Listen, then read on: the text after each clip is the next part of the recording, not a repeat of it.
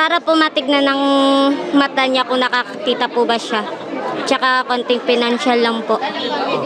Hindi na siya pwede kasi operahan. Kasi ang case po ng sakit niya, pang short life lang po talaga.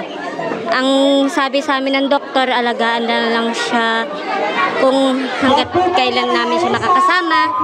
Yun na lang po. Tapos lagi kami binibigyan ng schedule pa check-up, tinitignan lang siya lagi. Yung mga pangangailangan lang po ng baby ko, okay na po. Malaking tulong na po sa amin yun. Thank you po at sana po manalo po kayo. Buboto po namin kayo. Thank you po. Maraming po salamat. Ito ang inilapit ni Hannah Gidok sa St. Gerard Construction Charity Foundation Incorporated nang magtungo ang grupo sa Breezy Subdivision, Barangay de la Paz upang mamigay ng mga grocery packs. Hiniling niyang matulungan ang kanyang anak na may hydrocephalus na kailangan ang regular na check-up at gamutan. Ayon kay Sara Diskaya, kanilang tutulungan ang mag-ina.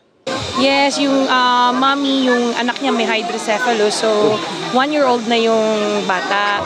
Yan ang nire-request niya is pa-check na yung mata kasi hindi na pwedeng gamutin yung sa ulo, yung tatanggalan na or i-drain. Alam ko yung dine-drain yan pag sa hydrocephalus, pero hindi na daw pwede. So parang meds na maintenance na lang. Tapos yung sa mata pinapacheck niya. So pinapapunta natin sa office para matulungan natin or ma-assist natin si mommy.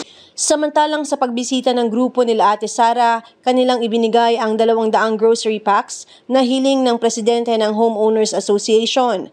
Hinikayat naman nila ang mga Pasigueño na huwag mag-atubiling lumapit sa kanilang tanggapan kung kailangan ng tulong. Nag-request yung HOA nila ng mga gift pack. So nagdala tayo dito ng 200 gift packs para sa mga residente na nandito. Breezy Subdivision sa De La Paz.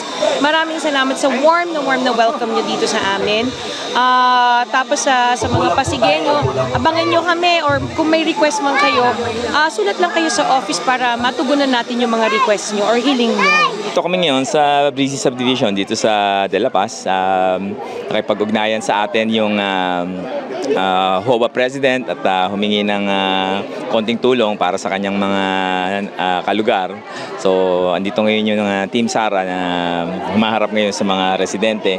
So, may konting programa and then may mga pa-picture kasi kasama natin si Aramina. So, pati yung mga bata gusto magka-picture kay Ara. So, yan, masaya itong hapon na to. So, sa mga taga-subaybay natin ng mga kapwa ko Pasigueño, isang magandang hapon po sa inyo.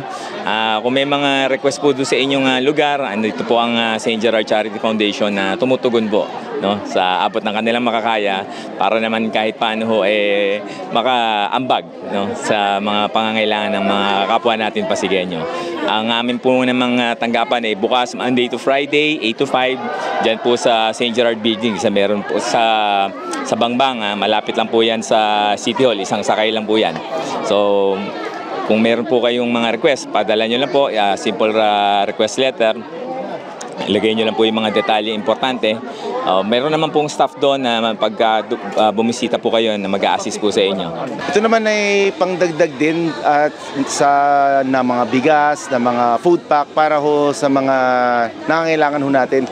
Masarap naman talaga yung pakandam ng nakakatulong naman talaga. Kaya ang palagi ko nga sinasabi na dapat talaga lahat ng mga Pasigueño ay tumulong sa kapwa Pasigueño. Sa mga nabahaan ay sana ay kayo ay palagi mag-ingat at asahan nyo na nandito lang kami palaging tumulong sa inyo.